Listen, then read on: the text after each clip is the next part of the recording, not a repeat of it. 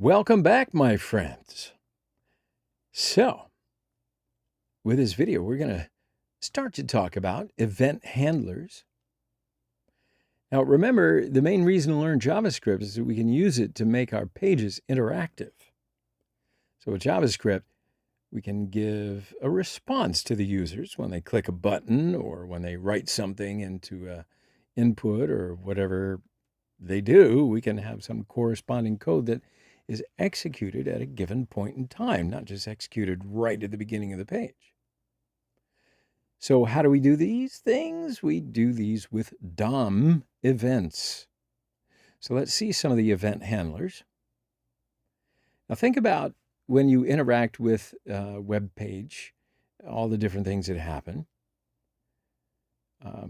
So the first event that we can talk about is a click event. So we can say that, well, when I click this button, do something, right? So we can say change the background of this div or run some validation code or add an HTML tag. Or go and change the source of an image tag when I click this button.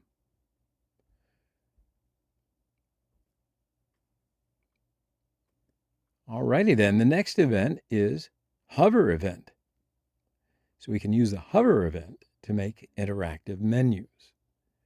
For instance, we can say that when we hover over this link, change its background to blue.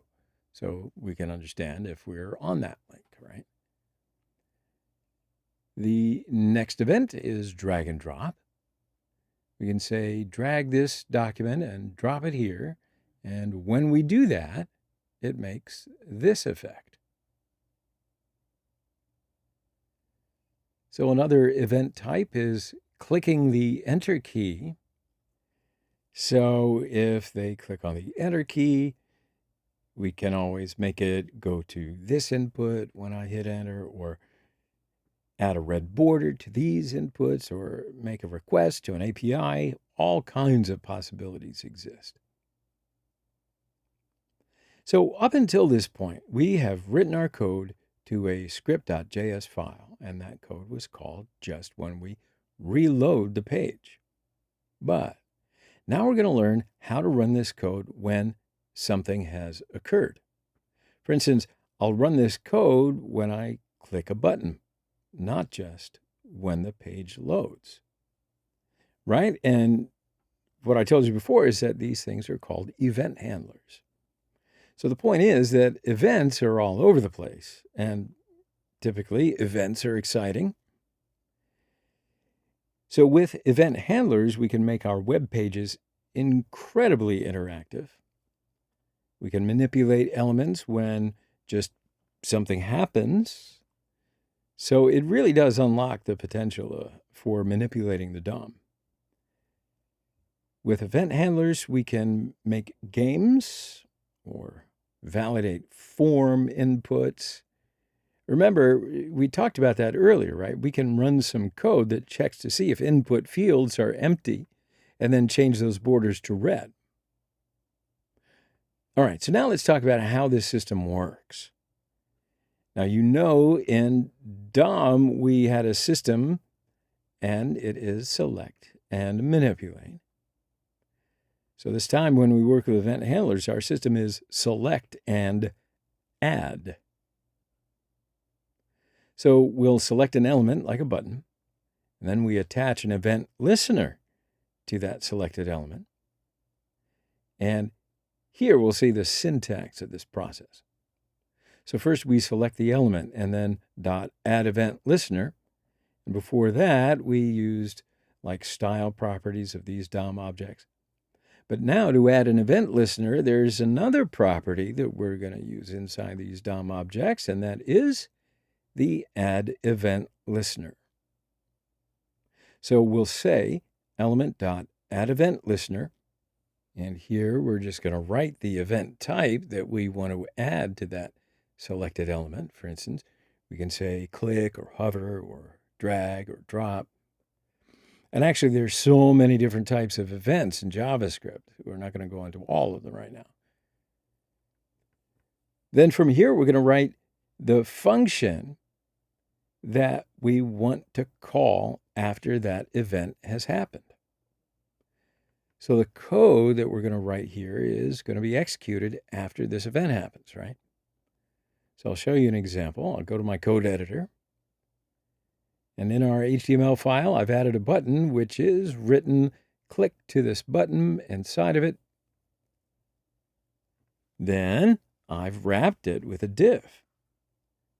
And this button has an ID of btn1. So now I just go to my script.js file, and here is, of course, well, first we need to select the element that we want to add an event listener to. Select and add. So I'll say var button equal to document.querySelector, and inside of it, hash symbol and btn1. And that is the ID of the button that we want to select. So now we're going to add our event handler to this button. I'll say button.addEventListener, and inside of it, the first argument is going to be the type of event that we want to add. And this time I want to add a click event. Like I said before, there are different event types. We're going to see a few of the important ones in this course. Okay, so as a second argument now, we need to write a function. And this function is going to be called when this click event happens.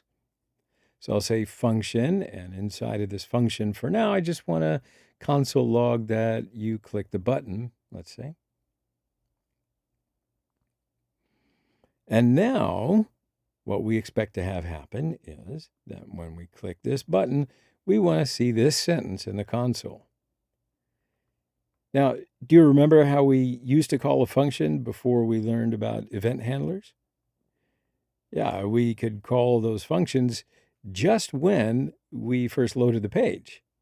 But now this function is going to be called just when this event happens.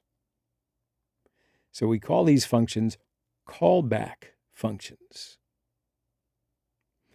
Because this code is not run immediately, it only runs once this event fires. So in other words, once you click on the button, JavaScript goes in and it calls back this function and executes it.